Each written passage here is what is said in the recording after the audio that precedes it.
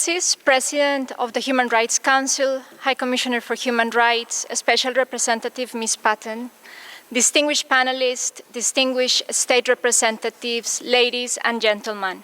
The Global Survivors Fund is honored to participate in the annual full-day discussion on the human rights of women. GSF was launched in October 2019 by Dr. Denis Mukwege and Nadia Murad, Nobel Peace Prize laureates, to enable access to reparation for survivors of conflict-related sexual violence. Today, I am here to call you to act on the right to reparation for every woman and girl silenced, violated, discriminated against, and stigmatized by conflict-related sexual violence and reproductive violence. Reparation is not merely a word. It is a physical and mental rehabilitation following deep trauma. It is a promise that what a survivor went through won't be suffered by their descendants. It is the means through which livelihoods and educational opportunities can be accessed following the most devastating of violations. The right to reparation is embedded in human rights and humanitarian law frameworks and is part of the WPS agenda, as shown by Resolution 2467 from 2019. Nevertheless, victims of conflict-related sexual violence are denied access to reparation.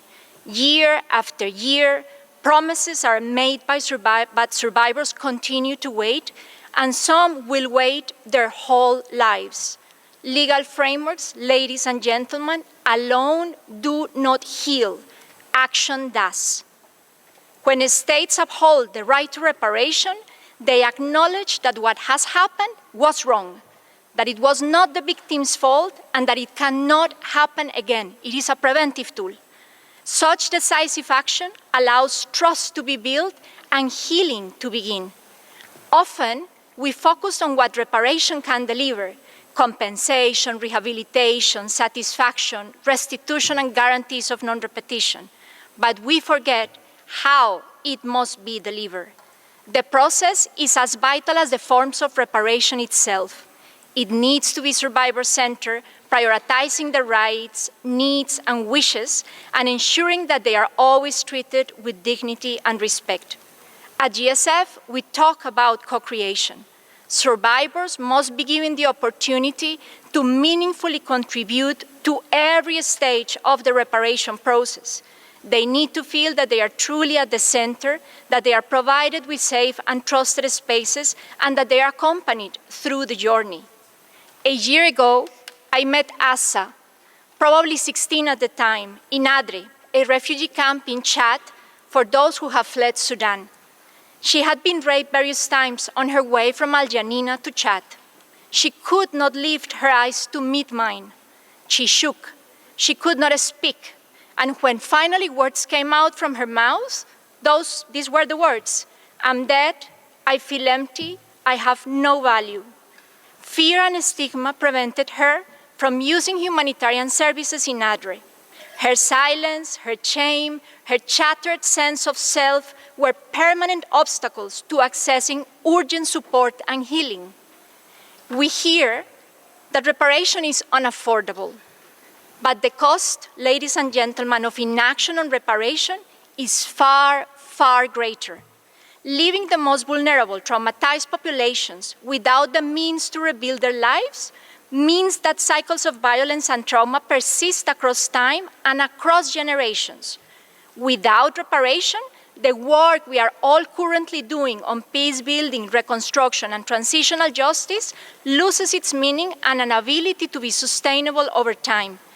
It is an injustice to say that reparations are unaffordable when the assets of perpetrators and those who enable conflicts flow around the world in the form of property, yachts, fast cars, and football teams. For survivors like Asa, holistic reparation can really be transformative. In the Eastern Democratic Republic of Congo, our work at GSF with more than 1,000 survivors show the impact of our holistic co-creation approach. For 4 years, trained facilitators, many of them survivors, accompanied participants through the project with great empathy and care. The impact was clear. Quality of life scores tripled, their physical and mental health vastly improved, and survivors reported high confidence, self-esteem, and family acceptance.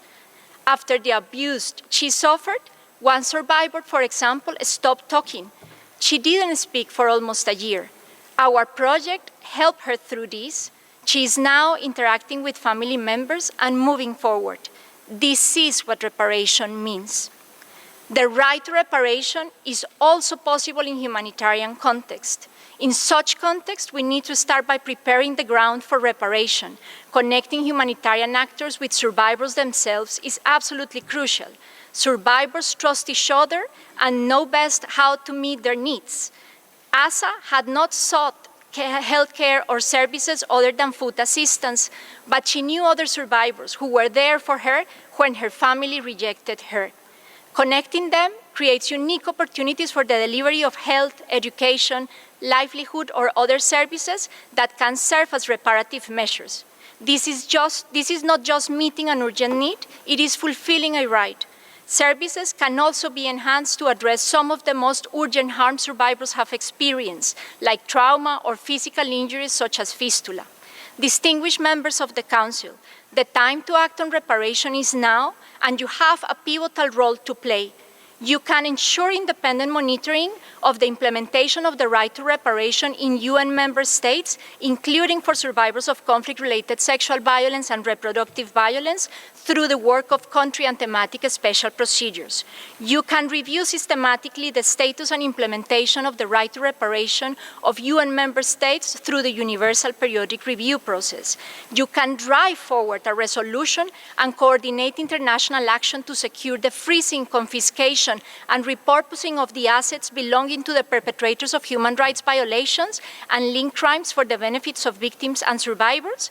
And you can organize a second high-level full-day discussion in 2026 on the right to reparation of survivors of conflict-related sexual violence with a specific focus on financing reparation. Thank you so much for your attention.